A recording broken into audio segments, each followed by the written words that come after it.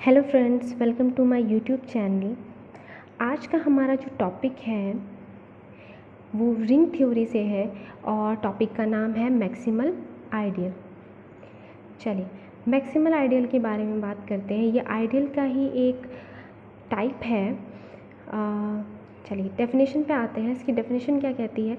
N ideal S is not equal to R in a ring R is said to be a maximal ideal of R if whenever U is an ideal of R such that S subset of U subset of R, then either R equal to U or S equal to U। अब इस definition का मतलब क्या है? उसने ये कहा है कि कोई भी proper ideal S is not equal to R, इसका मतलब S जो है वो प्रॉपर आइडियल है। तो कोई भी प्रॉपर आइडियल मैक्सिमल आइडियल कहलाएगी कब? जब उस आइडियल S और R के बीच में कोई भी ऐसी आइडियल एग्जिस्ट ना करती हो जो कि R में कंटेन करे और S को कंटेन करे।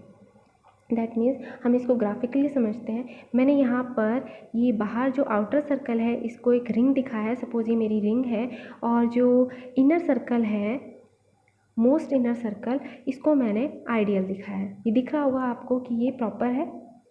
तो अब ये एस मैक्सिमल आइडियल होगा इस रिंग आर का कब? जब इन दोनों के बीच में कोई भी ऐसी आइडियल एग्जिस्ट ना करे जो कि S को कंटेन करे और वो आइडियल खुद R में कंटेन करे।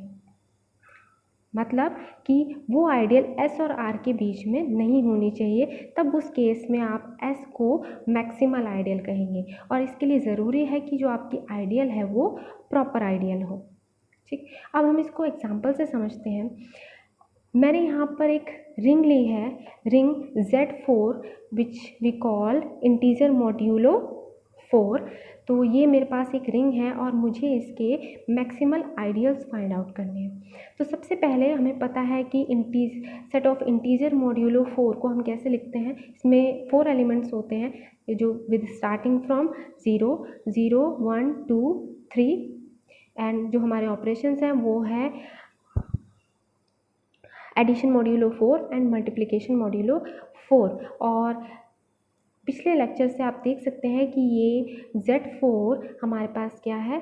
रिंग ऑफ इंटीजर मॉड्यूलो 4 है। अब मुझे इसके मैक्सिमल आइडियल्स ढूंढने हैं। अब मैक्सिमल आइडियल्स ढूंढने से पहले मुझे इसके प्रॉपर आइडियल्स चाहिए, क्योंकि मैक्सिमल आइडियल की जो डेफिनेशन है वो ये कहती है कि आपको S के प्रॉपर आइडियल्स लेने हैं। तो सबसे पहले मैं इसके प्रॉपर आइडियल्स ढूंढूंगी। आप लोग जानते हैं कि जो आइडियल्स होते हैं वो उस रिंग के सब रिंग होते हैं। ठीक, आइडियल की फर्स्ट प्रॉपर्टी यही होती है कि दैट शुड बी सब रिंग। तो अगर आइडियल सब रिंग है तो रिंग भी होगा, और रिंग है तो अंडर एडिशन ये अबेलियन ग्रुप भी होगा। और क्योंकि हमारा जो आइडियल है वो रिंग का सबसेट है तो हम इसे कहेंगे कि आइडियल इज़ अ सब ग्रुप ऑफ दैट रिंग। तो हमें सबसे पहले करना क्या है कि जो रिंग हमें दी है उसके सब ग्रुप्स फाइंड आउट करने हैं। तो यहाँ पर मैंने Z4 के सब ग्रुप्स फाइंड आउट कर लिए। आपको पता है Z4 का ऑर्डर क्या है? 4। Order of Z4 is 4। तो हमने ग्रुप में एक थ्योरम पढ़ी है, लेग्रांजेस थ्योरम। लेग्रांजेस थ्योरम क्या कहती है कि जो इसके डिवीज़र्स होंगे उनके सब ग्रुप्स बनेंगे। तो हमारे पास 4 के डिवीजर्स क्या क्या हैं? 1, 2 और 4। तो यहाँ पर ऑर्डर 1 का सब ग्रुप होगा, ऑर्डर 2 का सब ग्रुप होगा और ऑर्डर 4 का सब ग्रुप होगा। तो मैंने इसको A ले लिया, इसको B ले लिया और इसको C ले लिया। इसका ऑर्डर है 1, 2 एंड 4।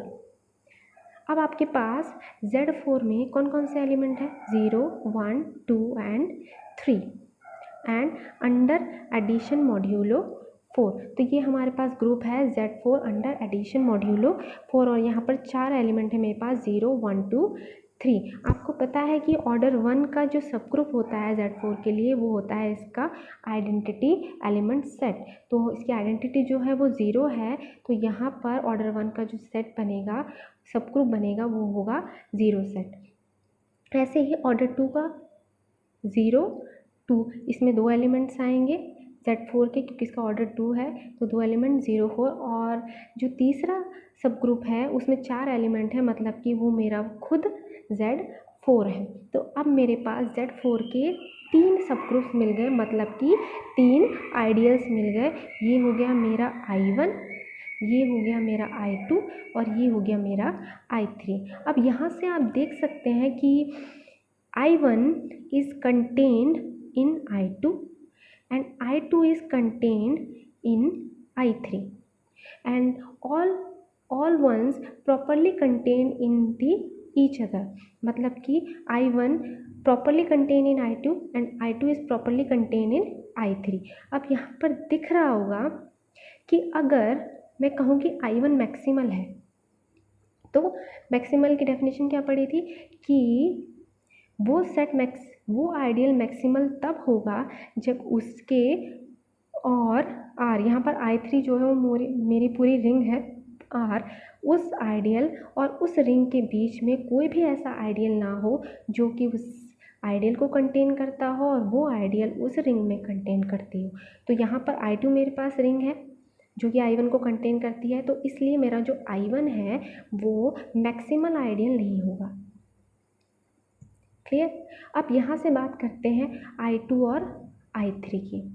अब क्योंकि हमारे पास 3 ही आइडियल्स थे, I1 I2 I3, I1 हमारा जो है वो एलिमिनेट हो गया क्योंकि वो मैक्सिमल नहीं है, तो अब हमारे पास बचे I2 और I3। और यहाँ पर जो I3 है वो खुद ही हमारी रिंग है, तो यहाँ पर हम लिख सकते हैं कि I2 कंटेन इन R। और हमें मैक्सिमल के लिए यही चाहिए था कि सबसे पहले तो जो आइडियल है वो प्रॉपर होनी चाहिए, तो यहाँ पर हमारी आइडियल जो है वो प्रॉपर है और साथ में इन दोनों के बीच में कोई ऐसी आइडियल नहीं है जो I2 को कंटेन करती हो और खुद R में कंटेन करती हो। तो इसका मतलब यहाँ से I2 जो है वो मेरी मैक्सिमल आइडियल है। तो इसी तरीके से फ्रेंड्स आप लोग किसी भी रिंग के आइडियल्स फाइंड आउट कर सकते हैं या फिर गिवन आइडियल को आप मैक्सिमल बता सकते हैं। तो मैक्सिमल के लिए बस आपको एक चीज़ ध्यान रखनी है कि जो आइडियल है शुड बी प्रॉपर, और वो प्रॉपर आइडियल और उस रिंग के बीच में कोई भी ऐसा दूसरा आइडियल नहीं होना चाहिए जो कि उस आइडियल को कंटेन करता हो।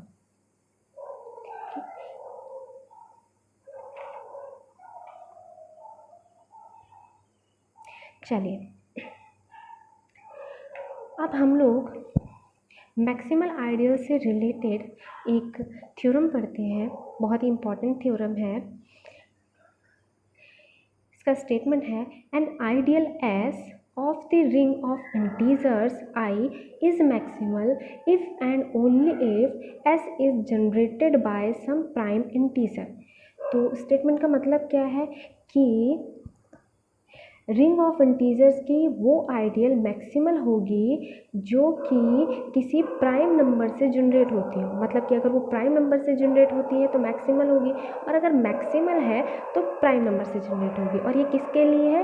रिंग ऑफ इंटीजर्स के लिए। ओके, चलिए अब हम लोग अपनी थ्योरम पे आते हैं, प्रूफ पर। आप लोगों को पता है कि हम लोग पहले लेक्चर में पढ़ चुके हैं कि जो आइडियल्स होते हैं रिंग ऑफ इंटीजर्स के, वो सब प्रिंसिपल आइडियल्स होते हैं। प्रिंसिपल आइडियल्स क्या होते हैं? जो कि सिर्फ एक सिंगल नंबर से जनरेट होते हैं। तो हमारे पास रिंग ऑफ इंटीजर का हर एक आइडियल एक सिंगल नंबर से जनरेटेड है। So S must be P I. तो हमने एक आइडियल लिया है एस जिसको हमें मैक्सिमल प्रूफ करना है, और क्योंकि रिंग ऑफ इंटीजर्स के सारे आइडियल प्रिंसिपल आइडियल हैं तो एस भी प्रिंसिपल आइडियल होगा, मतलब कि किसी एक नंबर से जनरेट हो रहा होगा। तो हमने एस को ऐसा ही एक आइडियल ले लिया जो कि पी से जनरेट हो रहा है। अब यहाँ पर हमें पता है कि P और माइनस P दोनों से जो सेट जनरेट होते हैं वो दोनों इक्वल होते हैं। तो इसीलिए हमने p को क्या लिया है, पॉजिटिव लिया है, क्योंकि रिंग ऑफ इंटीजर्स है, ऑब्वियस सी बात है, तो इसमें आपके नेगेटिव इंटीजर्स भी आएंगे और पॉजिटिव इंटीजर्स भी आएंगे। तो आप चाहे p को पॉजिटिव लें या फिर नेगेटिव लें, इससे कोई इफ़ेक्ट नहीं पड़ेगा, तो इसलिए मैंने p को पॉजिटिव ले लिया। चलिए, अब हम लोगों को प्रूव करना है कि s p अगर प्राइम है तो s मैक्सिमल होगा। तो हम आते हैं अपनी केस फर्स्ट पर। हमने क्या कर लिया कि p को प्राइम इंटीजर ले लिया। अब हमें प्रूव करना है कि जो हमने s आइडियल लिया है वो मैक्सिमल है। तो मैक्सिमल के लिए हमें क्या लेना है कि s और i के बीच में कोई भी प्रॉपर आइडियल नहीं होनी चाहिए। तो सपोज़ हमने ले लिया कि ऐसी आइडियल है t जो कि s और i के बीच में है। अब क्योंकि t जो है वो i की आइडियल है तो प्रिंसिपल भी होगी, क्योंकि सेट रिंग ऑफ इंटीजर्स की सारी आइडियल्स प्रिंसिपल आइडियल है, तो t भी प्रिंसिपल आइडियल होगी। और जो प्रिंसिपल आइडियल होती हैं वो एक नंबर से जनरेट होती हैं, एक सिंगल नंबर से। तो हमने t ले लिया कि वो एक सिंगल नंबर q से जनरेट हो रही है और q यहाँ पर एक इंटीजर है। अब क्योंकि यहाँ से s जो है वो t का सबसेट है, दैट मीन्स जो आइडियल p से जनरेट हो रही है s, वो t का subset, that means p should belongs to t।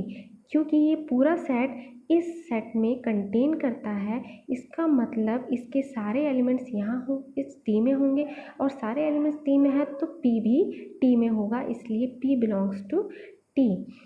और इसके साथ साथ क्योंकि t जो है वो q से जनरेट हो रहा है, दैट मीन्स जब हम लोग जनरेटेड सेट लिखते हैं या फिर प्रिंसिपल आइडियल लिखते हैं तो ऐसे लिखते हैं r into q such that r belongs to i। यहाँ पर r जो है वो सेट ऑफ इंटीजर्स को बिलोंग करता है।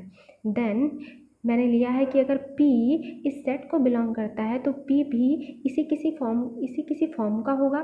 तो यहाँ पर p equal to a q, यहाँ पर a मैंने कोई इंटीजर ले लिया, आप यहाँ पर p को आर क्यू भी ले सकते हैं।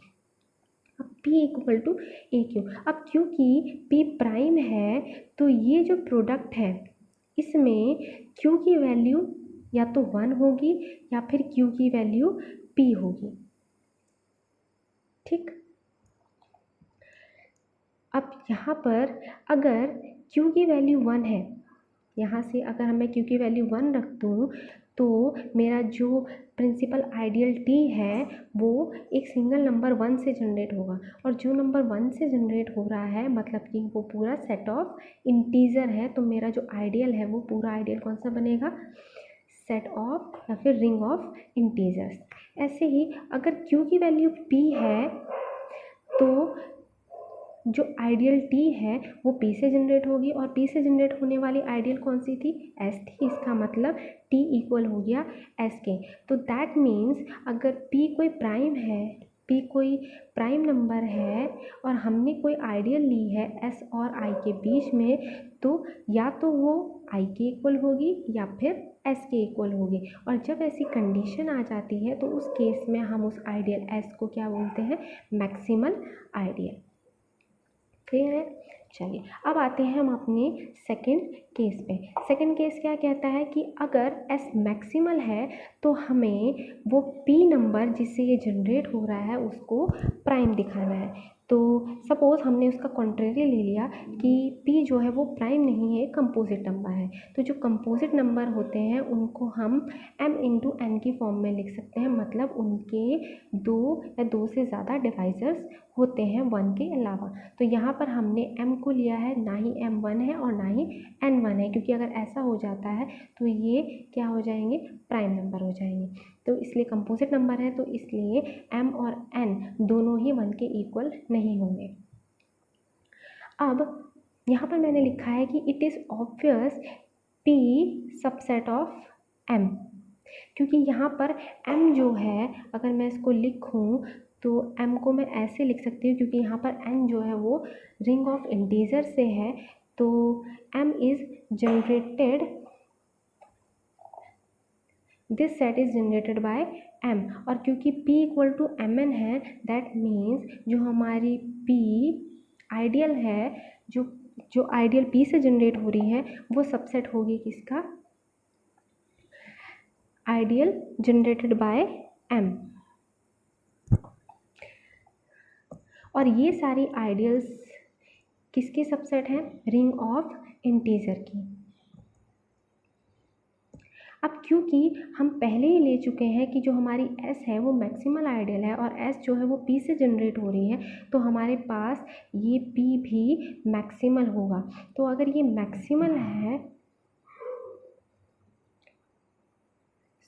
मैक्सिमल है सो M ideal generated by m equal हो जाएगी आइडियल जनरेटेड बाय p, और ideal generated by m equal हो जाएगी i के, क्योंकि p हमारा मैक्सिमल है। और मैक्सिमल कंडीशन क्या कहती है कि इनके बीच में कोई भी ऐसी प्रॉपर आइडियल नहीं होगी जो कि इसको कंटेन करे और खुद i में कंटेन करे। तो यहाँ से तो हमारी जो आइडियल m है वो या तो p के उस आइडियल के इक्वल होगी जो p से जनरेट हो रही है, या फिर i के इक्वल होगी यहाँ से।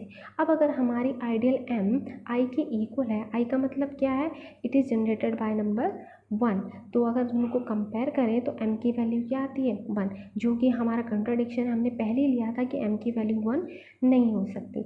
सेकंड केस, अगर हमारी जो आइडियल m है वो ideal generated by m equal हो जाए आइडियल जनरेटेड बाय p के, तो इसका मतलब m जो है वो किसी न किसी p के इंटीजर मल्टीपल के इक्वल होगी। तो हमने यहाँ पर एक इंटीजर लिया है l और m ने इक्वल लिया है lp के, जहाँ पर l जो है वो एक इंटीजर है। और पहले से ही p की वैल्यू हमारे पास क्या थी m इंटू n, तो यहाँ से हम m की वैल्यू रख देते हैं lp, then p l into l। अब हम इसको इस साइड ले आए तो यहाँ पर p bracket 1 minus ln equal to 0।